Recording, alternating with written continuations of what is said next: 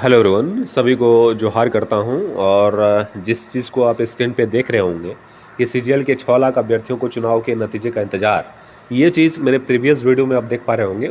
इस चीज़ का जिक्र मैंने पहले ही कर रखा है कि नतीजे पे जो है वो आपके सीजीएल के रिजल्ट प्रकाशित होने का नतीजा डिपेंड करता है।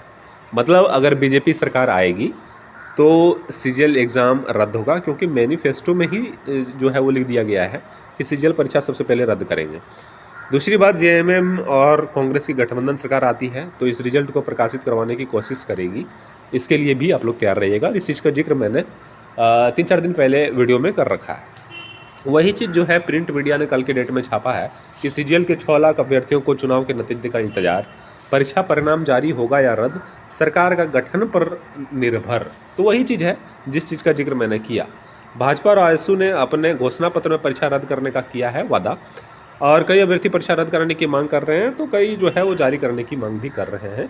इसकी सत्यता जो है क्या है ये आप खुद समझ सकते हैं। अगर आपने परीक्षा दिया है या आप जागरूक जो है वो गार्जियन हैं तो आपको समझ में आ रहा होगा कि किन छात्रों के द्वारा विरोध किया गया था, ये आपको पता होगा।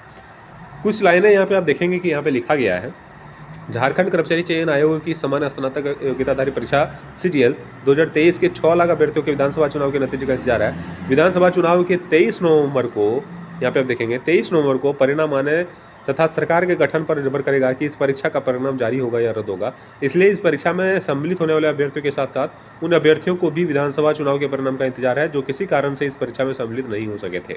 ठीक है। दरअसल एनडीए ने पूरे विधानसभा चुनाव के दौरान इस परीक्षा में कथित अनियमितता और पेपर लीक के मामले को मुद्दा बनाया है। मुद्दा नहीं है, जेन्युइन भी जहाँ तक मुझे लग पा रहा है। यहाँ तक कि भाजपा और आजसू के अपने अपने घोषणा पत्र में इस परीक्षा को रद्द करने तथा अनियमितता की जांच करने का वादा किया है।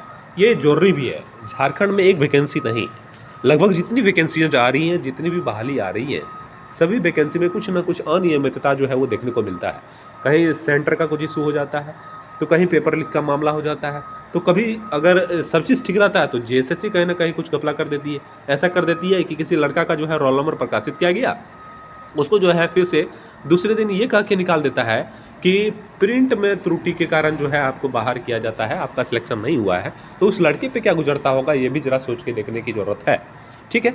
बहुत बार, एक बार नहीं, मेरे पास एग्जाम्पल पड़े हुए हैं कि जैसे झारखंड कांस्टेबल का 2015 वाला जब एग्ज़ाम हुआ था 17 में, उस समय ऐसा स्थिति हो गया था कि पीटी में लड़के पास नहीं हुए थे और उसका रोल नंबर जो है वो मेंस में आ गया था। आप समझ सकते हैं, मेंस में रोल नंबर आ गया था जिस लड़का का पीटी में रिजल्ट नहीं हुआ।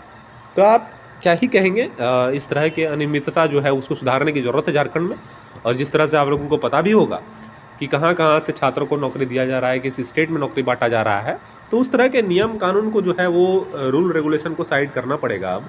क्योंकि अब जो है रोजगार का मुद्दा एक बड़ा मुद्दा बन चुका है, और रोजगार एक ऐसा मुद्दा है जो किसी भी सरकार को उखाड़ सकती है या किसी भी सरकार को कुर्सी पर बैठा सकती है। इसलिए सरकारों को सोचना चाहिए कि युवा पीढ़ी को लेकर साथ चलना बहुत ज़रूरी है। अगर युवा साथ नहीं चलेंगे तो कहीं ना कहीं सरकार डगमगाएगी। ये अब सुनिश्चित हो चुका है, चाहे वो भारत सरकार हो या राज्य सरकार हो। इस चैनल को सब्सक्राइब कर लीजिएगा। कोई भी इंपॉर्टेंट अपडेट अगर सीरियल से रिलेटेड आता है तो इस चैनल के माध्यम से आपको बता दिया जाएगा। आप सभी का शुक्रिया, धन्यवाद।